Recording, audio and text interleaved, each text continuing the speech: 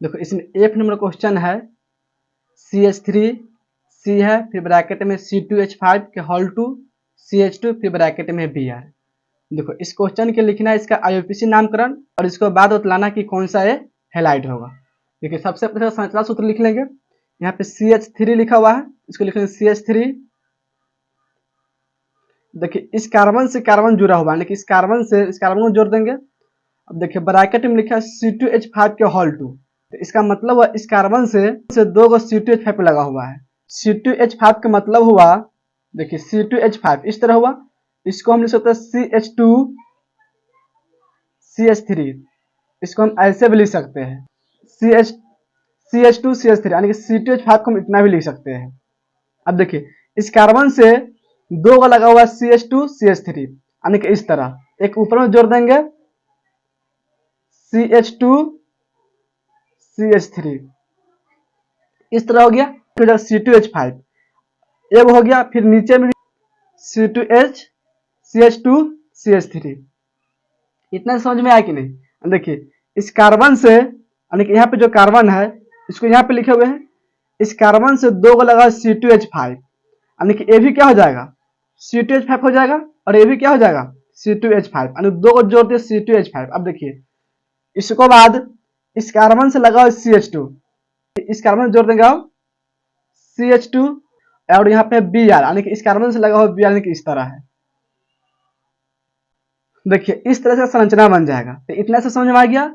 अब इसका लिखना है IUPAC नामकरण। तो IUPAC नामकरण कैसा लिखते हैं, सबसे पहले क्या करेंगे, कार्बन की लंबी श्रृंखला चयन करेंगे, और मान लीजिए एक नंबर कार्बन इसको देंगे तो 1 2 3 1 2 3 4, या 1 2 3 4, और मान लीजिए सीधा जाएंगे ऊपर से नीचे आएंगे, और मान लीजिए हम ऊपर से नीचे आते हैं तो 1 2 3 4 5, यानी कि ये जो होगा मेन चेन में बन जाएगा। कार्बन की लंबी श्रृंखला इस तरह बन जाएगा मेन चेन।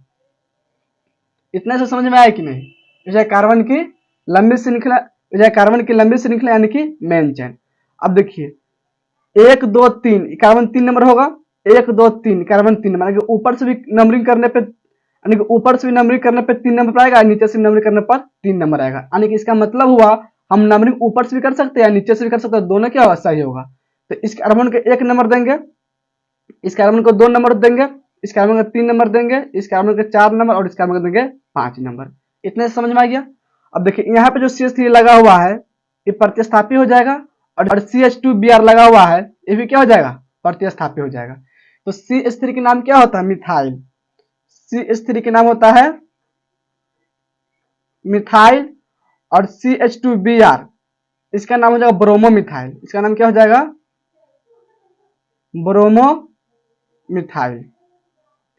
अब देखिए इस तरह कर लेंगे तो इसके बाद इसका IUPAC नाम लिखेंगे। तो IUPAC नाम लिखने के लिए सबसे पहले क्या करेंगे, प्रतिस्थापी नाम लिखेंगे। तो प्रतिस्थापी इसमें CH3 है और CH2Br है। तो देखिए CH3 यानी कि मिथाइल, यानी कि M से शुरू होगा, CH2Br यानी कि ब्रोमो मिथाइल, यानी कि B से शुरू होगा। तो पहले इसका नाम लिखेंगे ब्रोमो मिथाइल के नाम, ये लगा हुआ 3 नंबर कार्बन से, तो इसको लिखेंगे 3 ब्रोमो मिथाइल। इसका नाम क्या लिखेंगे 3 ब्रोमो मिथाइल। फिर इसके बाद लिखेंगे इसका नाम, ये हो जाएगा मिथाइल, ये भी लगाओ 3 नंबर से, लिखे 3 मिथाइल, 3 मिथाइल। इसके बाद कार्बन के लंबी से यहाँ 5 कार्बन है, तो इसका नाम होता है पेंट। 5 कार्बन नाम क्या होता है पेंट, यहाँ पे लिख लेंगे पेंट। इसके बाद देखिए सब में सिंगल बॉन्ड इसमें जोड़ देंगे एन, तो जगह पेंट एन हो जाएगा, क्या हो जाएगा पेंटेन, यहाँ पे लिख देंगे एन। इसमें किरात्मक समूह कहीं नहीं लगा हुआ है, तो किरात्मक समूह के नाम इसमें नहीं लिखेंगे। यानी कि इस क्वेश्चन के IUPAC नाम हो जाएगा 3 ब्रोमो मिथाइल 3 मिथाइल पेंटेन हो जाएगा। इसको हिंदी में इस तरह सकते हैं 3 ब्रोमो मिथाइल की हिंदी में मेथिल लिखते हैं, 3 ब्रोमो मिथिल 3 मेथिल पेंटेन, इस तरह का हिंदी नाम हो जाएगा। तो IUPAC नाम समझ में आ गया। इस क्वेश्चन का IUPAC नाम हो जाएगा 3 bromo methyl 3 methyl pentane, Hindi में इस तरह लिख लेंगे। और इसके बाद मतलब कौन सा हेलाइड होगा, तो हेलाइड बतलाना है तो जगह एल्किल हेलाइड। कौन सा हेलाइड होगा एल्किल हेलाइड, क्योंकि नहीं से बेंजीन लगा हुआ है, अगर बेंजीन लगा होता तो बेंजिलिक हेलाइड, नहीं तो एरिल हेलाइड होता। इसमें कहीं डबल बंध नहीं है, अगर डबल बंध रहता तो एलिलिक हेलाइड, नहीं तो वार्निलिक हेलाइड होता। नहीं इसमें बेंजीन है नहीं डबल बंद, इसलिए हो जाएगा alkyl halide. Alkyl halide,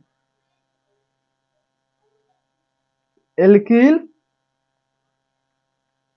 halide. और इसके बाद बताना है कैसा एल्किल हैलाइड है, प्राथमिक होगा कि द्वितीयक कि तृतीयक। देखिए तो यहाँ पे बी आर इस कार्बन से लगा हुआ है और ये कार्बन जो डायरेक्ट एक ही कार्बन में जुड़ा हुआ है, इसलिए 1 डिग्री क्या हो जाएगा, 1 डिग्री यानी कि प्राथमिक एल्किल हैलाइड हो जाएगा। तो इतना समझ में आया कि नहीं, तो हो जाएगा एफ का आंसर हो जाएगा।